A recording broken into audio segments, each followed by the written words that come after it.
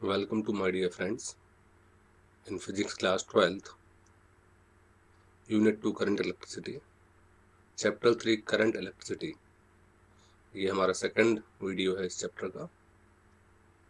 और आज के वीडियो के हमारे जो मेन टॉपिक्स हैं वो हैं Ohm's law, limitation of Ohm's law, mobility, resistivity temperature graph of metals, alloy, semiconductor and insulators, series and parallel combination of resistors. So first topic is Ohm's law. Ohm's law electricity का famous law है। George Simon ओम ने इस law को दिया था और इसी के हिसाब से हमारे इलेक्ट्रिसिटी के बेसिक से बेसिक प्रिंसिपल फॉलोड होते हैं।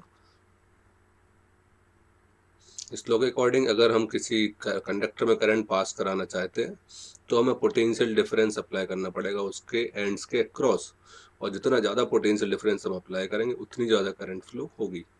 The electric current passes through a metallic conductor is directly proportional to potential difference applied across its end at constant physical conditions such as pressure, area cross section. अगर आप 1.5 volt की battery लोगे तो कम current flow होगी, अगर आप 3 volt की battery लोगे तो ज़्यादा करंट फ्लो होगी, अगर आप 30 वोल्ट की लोगे तो और ज़्यादा करंट फ्लो होगी। जितना ज़्यादा पोटेंशियल अप्लाई करोगे उतनी ज़्यादा करंट फ्लो होगी। I प्रोपोर्शनल टू V, या इसको V प्रोपोर्शनल टू I लिखा जाता है। So V equal to R I. R यहाँ प्रोपोर्शनल कांस्टेंट है और जिसको हम रेजिस्टेंस भी बोलते हैं। कंडक्टर में करंट फ्लो कराना है तो पोटेंशियल नहीं, पोटेंशियल डिफरेंस मीनिंग रखता है। अगर सेम पोटेंशियल पे तो कोई करंट फ्लो नहीं होगी, जितना ज़्यादा पोटेंशियल डिफरेंस होगा उतनी ज़्यादा करंट फ्लो होगी। ये इसका सर्किट डायग्राम है जो हमें इसको प्रैक्टिकल में भी बनाना पड़ेगा।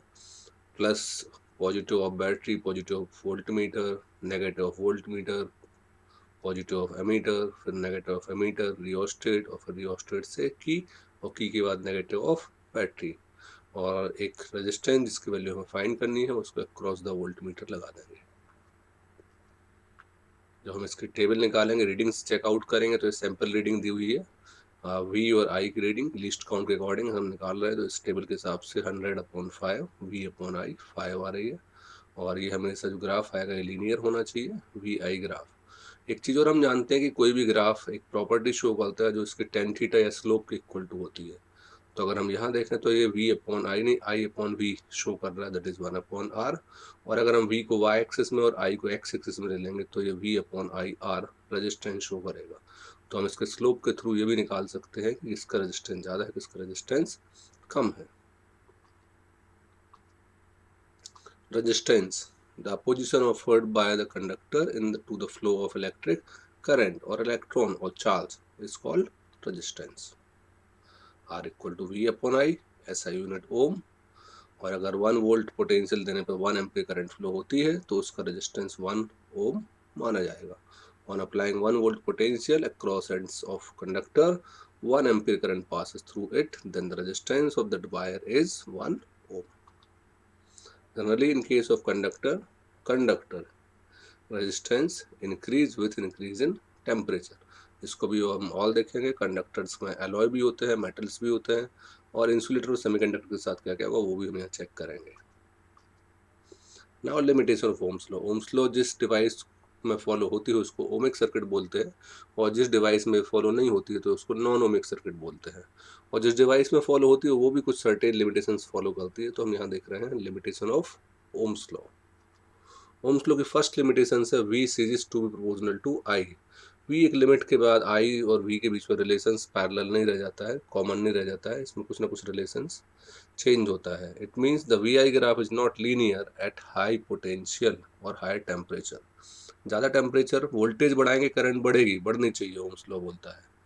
और लीनियरली बढ़नी चाहिए, ये भी ओम्स लॉ बोलता है। V upon I R constant होना चाहिए, ये भी ओम्स लॉ बोलता है। लेकिन हायर पोटेंशियल को, ज़्यादा ही पोटेंशियल अगर हम बढ़ा दें तो करंट उतने ज़्यादा रेशियो में नहीं बढ़ेगी, बढ़ेगी तो लेकिन उतने ज़्यादा रेशियो में नहीं बढ़ेगी। कांस्टेंट की वैल्यू फिक्स नहीं आएगी, कुछ वैल्यू में वेरिएशन होगा। सो क्यों होगा वो देखते हैं हम यहाँ पे। V I graph straight line ना होकर हल्का सा कर्व्ड है, ऊपर की साइड लग रहा है, मतलब वोल्टेज की वैल्यू तो बढ़ा रहे हैं लेकिन करंट की वैल्यू नहीं बढ़ रही है। तो ऐसा क्यों हो रहा है, इसके लिए रीज़न लिखा है। अगर हम वोल्टेज पोटेंशियल बढ़ाते हैं तो करंट इंक्रीज होती है, और अगर करंट इंक्रीज होगी तो heat H=I² joules law follow होगा, हीट इंक्रीज होगी टेम्परेचर बढ़ेगा, और अगर हीट इंक्रीज होगी टेम्परेचर बढ़ेगा तो रेजिस्टेंस बढ़ेगा डेफिनेटली, और रेजिस्टेंस बढ़ेगा तो करंट डिक्रीज होगी, इसलिए वो उस सेम प्रोपोर्शनल में इंक्रीज नहीं होगी और वी आई ग्राफ लीनियर नहीं होगा। सेकेंड लिमिटेशंस है, कुछ एलिमेंट हैं, कुछ मटेरियल्स हैं जैसे डायोड हैं, ट्रांजिस्टर्स हैं, आईसीज हैं, थायरिस्टर्स हैं, थर्मिस्टर्स हैं, ये ओम्स लॉ फॉलो नहीं करते हैं। अगर हमने करंट की डायरेक्शन में चेंज कर दें तो इनका रेजिस्टेंस भी चेंज हो जाता है। मतलब ये फॉरवर्ड बायस में कंडक्टर के जैसे वर्क करते हैं और रिवर्स बायस में हो सकता है इंसुलेटर जैसा वर्क करें, जैसा कि डायोड करते हैं। ये हम इस क्लास की यूनिट 9 में पढ़ेंगे।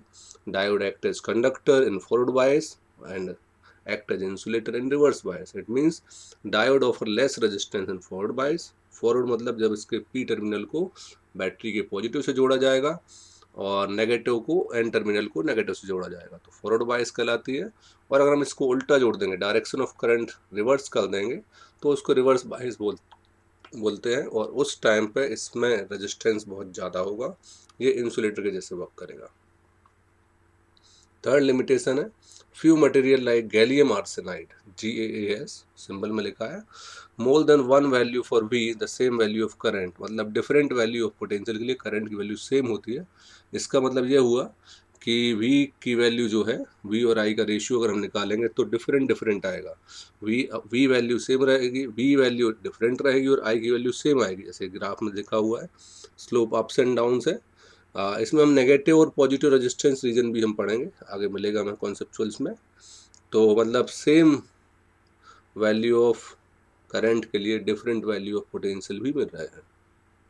यहाँ पे पोटेंशियल की 3 वैल्यू हैं, लेकिन अगर हम लाइन खींचे V से I से तो स्ट्रेट लाइन 3 जगह या 4 जगह कट कर सकती है। तो मतलब यहाँ 4 अलग अलग रेजिस्टेंस मिल गए, मतलब ये भी ओम्स लॉ फॉलो नहीं करता है। नाउ मोबिलिटी, एक छोटा सा टर्म है, इंपॉर्टेंट है। मोबाइल, कौन कितना मोबाइल है? The magnitude of drift velocity per unit electric field is called mobility, mu equal to Vd upon E, और इसकी SI यूनिट मीटर स्क्वायर पर वोल्ट सेकेंड होती है, ये भी एग्जाम में एक दो बार आ चुका है। Now resistivity temperature graph for, so resistance depend करता है टेम्परेचर पे, और किस तरीके से करता है वो हम यहाँ देखेंगे। फर्स्ट ऑफ ऑल मेटल्स में, कंडक्टर्स में भी दोनों में के लिए अलग बिहेव करता है, मेटल्स के लिए अलग बिहेव करता है और एलॉय के लिए अलग बिहेव करता है। सो मेटल्स में on increase in temperature resistance of metal increase linearly, R equal to R not 1 plus alpha delta T formula है, इसके हिसाब से टेम्परेचर बढ़ाएंगे तो रेजिस्टेंस इंक्रीज होगा। अल्फा यहाँ टेम्परेचर कोफिशिएंट ऑफ रेजिस्टेंस है। इस तरह का ग्राफ आएगा और ये स्मॉल रेजिस्टेंस स्मॉल टेम्परेचर में ही चेंज शुरू हो जाएगा। एलॉय के केस में जो टेम्परेचर डिपेंडेंसी ऑफ रेजिस्टेंस है वो लोअर टेम्परेचर पे तो फैक्ट नहीं करेगी, लोअर टेम्परेचर में एलॉय में कोई चेंजेस नहीं आएंगे, लेकिन जैसे ही आप हायर टेम्परेचर करोगे 100 डिग्री 200 डिग्री 300 डिग्री सेल्सियस तो फिर ये लीनियरली इंक्रीज होने लगेगा। जनरली एलॉय के केस में रेजिस्टेंस मेटल से ज़्यादा होता है, ये भी हम जानते हैं, और वो रेजिस्टेंस एक वैल्यू से ज़्यादा पहुंचने के बाद, एक टेम्परेचर की एक वैल्यू 2000 200 400 600 800 करने पर फिर रेजिस्टेंस चेंज होने लगता है। नाउ सेमीकंडक्टर और इंसुलेटर्स, हम जानते हैं कि ये वो डिवाइस है जिनमें फ्री इलेक्ट्रॉन्स बहुत कम अमाउंट में होते हैं और नॉर्मल टेम्परेचर पे ये करंट को फ्लो नहीं कर सकते हैं, मतलब इनके अंदर फ्री इलेक्ट्रॉन्स ही नहीं रहते हैं, मतलब इनका रेजिस्टेंस इनफाइनाइट मान सकते हैं या बहुत ज़्यादा मान सकते हैं। अब अगर हम इनमें टेम्परेचर बढ़ाएंगे तो पॉसिबिलिटी बन सकती है कि कुछ इलेक्ट्रॉन अपने शेल को छोड़ दें और बाहर निकल आए, और फिर वो अपनी ऑर्बिट से बाहर निकलने के बाद करंट को कंडक्ट करने में हेल्प करने लगे। मतलब इस केस में रिवर्स होता है, अगर हम टेम्परेचर बढ़ाते हैं तो रेजिस्टिविटी कम होती है, और ये एक्सपोनेंशियली डिपेंड करती है, कभी जीरो नहीं होगी लेकिन वेरिएशंस मिलेंगे।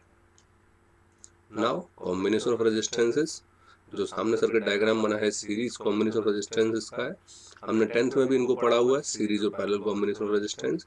जब ends two ends combination connect किए जाए तो उनको सीरीज कॉम्बिनेशन बोलते हैं, या हम बोलते हैं एक रास्ते में जितने एलिमेंट आ जाए वो सब सीरीज में कहलाते हैं, या किसी एक एलिमेंट को निकालने के बाद निकालने से ही सर्किट ब्रेक हो जाए तो वो सारे सीरीज कॉम्बिनेशन में है। और सीरीज कॉम्बिनेशन में करंट सेम होती है, ASVP हमने पढ़ा हुआ है, तो तीन रेजिस्टेंस R1 R2 R3 मान लिए, तीनों में करंट I सेम है लेकिन पोटेंशियल डिफरेंट होता है, तो V1 V2 V3 हमने तीन पोटेंशियल डिफरेंस मान लिए। और अगर जो चीज़ डिफरेंट है उसी को हम ऐड करेंगे, so V is equal to total potential is equal to V1 plus V2 plus V3। Now हमारे पास famous law V equal to I R, so V1 is equal to I R1, V2 is equal to I R2 और V3 is equal to I R3। Potential across resistance R1, potential across resistance R2 और potential across resistance R3 निकाल लिया। इनकी value जैसी रखेंगे तो resultant potential भी मिल जाएगा, और रिजल्टेंट रेजिस्टेंस के टर्म में I R equal to I R1 plus I R2 plus I R3। I से आई कट, जो नेट रेजिस्टेंस होगा वो सारे एलिमेंट्री रेजिस्टेंस के सम के इक्वल होगा। मतलब अगर हम 1 ओम 100 ओम 1000 ओम लेंगे तो जो हमारा रेजिस्टेंस आएगा वो बड़े से भी बड़ा आएगा। मतलब इस कॉम्बिनेशन का यूज हम छोटे छोटे रेजिस्टेंस की हेल्प से बड़ा रेजिस्टेंस बनाने में करते हैं। नाउ सेकंड कॉम्बिनेशन, ये कॉम्बिनेशन जो है ये पैरेलल कॉम्बिनेशन है। जब हम सारे एंड्स, एक एंड एक साइड और दूसरे एंड दूसरी साइड जोड़ दें, जितने भी एलिमेंट उन सबके एक एंड एक साइड और दूसरी एंड दूसरी साइड जोड़ दें, तो that combination is called parallel combination. मतलब सारे एलिमेंट केवल दो पॉइंट के बीच में ही जुड़े हुए हैं, और जब दो पॉइंट के बीच में जुड़े हुए हैं तो उनका पोटेंशियल सेम होगा, लेकिन करंट डिपेंड करेगी। जहाँ रेजिस्टेंस कम होगा वहाँ करंट ज़्यादा होगी, जहाँ रेजिस्टेंस ज़्यादा होगा वहाँ करंट कम होगी। तो यहाँ से तीन पार्ट में करंट डिवाइड हो गई, I1 I2 I3। तो जो टोटल करंट होगी वो इन तीनों का सम होगी, मतलब I is equal to I1 plus I2 plus I3 होगा। और I इज इक्वल टू, फिर से हम ओम्स लॉ से निकालते हैं तो V is equal to I R होता है। It means I is equal to V upon R। So current passes through resistance R1, I1 equal to V upon R1। Current passes through resistance R2, I2 equal to V upon R2। और current passes through resistance R3, I3 equal to V upon R3 हो गई। और जो total resistance को हम अगर R मान लें तो V upon R is equal to V upon R1 plus V upon R2 plus V upon R3। V common आके कैंसिल हो जाएगा, 1 upon R is equal to 1 upon R1 plus 1 upon R2 plus 1 upon R3। It means जो total reciprocal resistance होगा वो individual reciprocal resistance के algebraic sum के equal होगा। It means इसमें जो हमें आंसर मिलेगा वो रिजल्टेंट जो रेजिस्टेंस होगा वो छोटे रेजिस्टेंस से भी छोटी वैल्यू का होगा। मतलब इस कॉम्बिनेशन का यूज हम बड़े बड़े रेजिस्टेंसेस की वैल्यू से हम छोटे रेजिस्टेंस को बनाने में करते हैं। Thank you.